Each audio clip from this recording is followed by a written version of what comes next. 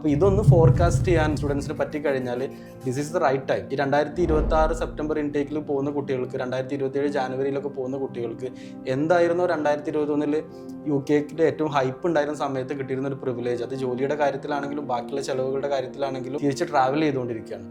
അപ്പോൾ നമ്മൾ സ്വാഭാവികമായിട്ടും UK ഒരു ഫ്യൂച്ചർ എന്താണ്, UK ഒരു പ്രസൻറ്റ് എന്താണെന്നൊക്കെ ഡിസ്കസ് ചെയ്യുന്ന സമയത്ത് ഗോ ത്രൂ ചെയ്യേണ്ട ഒരു കാര്യമാണ് UK ഒരു പാസ്റ്റ് എന്ന് പറയുന്നത്. ഡിപ്പെൻഡൻറ്റ് വിസ അലോ ചെയ്തിരുന്ന ഒരു കൺട്രിയാണ് UK. സ്റ്റഡീസ് കഴിഞ്ഞ സ്റ്റുഡൻസിന് അവരുടെ മാസ്റ്റേഴ്സിന് ശേഷം അല്ലെങ്കിൽ UGക്ക് ശേഷം ഒരു 2 ഇയേഴ്സും കൂടെ അവിടെ സ്പെൻഡ് ചെയ്യാൻ പറ്റുന്നു, അതും വിത്ത് ഫാമിലി. വളരെ പോസിറ്റീവ് ആയിട്ടുള്ള ഒരു കാര്യമായി മാറി. UK ലോകത്തിന്റെ പല ഭാഗത്തുനിന്നും സ്റ്റുഡൻസിന്റെ വലിയൊരു ഫ്ലോ ഉണ്ടാവുകയും ചെയ്തിട്ടുണ്ട്. ഒരു സ്റ്റുഡൻറ്റ് വരുന്ന സമയത്ത് ആ സ്റ്റുഡൻറ്റിന്റെ കൂടെ ലീസ്റ്റ് മിനിമം ഒരാൾ ഡിപ്പെൻഡൻ്റ് ആയിട്ട് വരുന്നൊരു സിറ്റുവേഷൻ ഉണ്ടായി.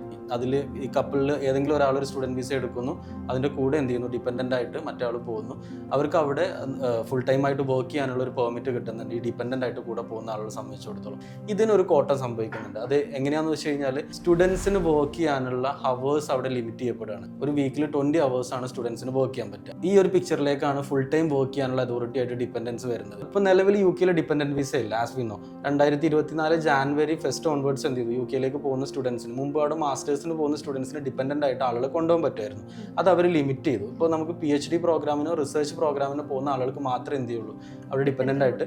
അത് വളരെ നോമിനലാണ്. സത്യത്തിൽ 2024 ജാനുവരി ഓൺവേർഡ്സ് എന്ന് പറയുമ്പോൾ 2023 സെപ്റ്റംബർ ഇൻടേക്കാണ് UK അവസാനമായിട്ട് എന്ത് ചെയ്തിട്ടുള്ളത്, ഡിപ്പെൻഡൻ്റ് ആയിട്ട് സ്റ്റുഡൻസിൻ്റെ കൂടെ ആളുകൾ പോയിട്ടുള്ളത്.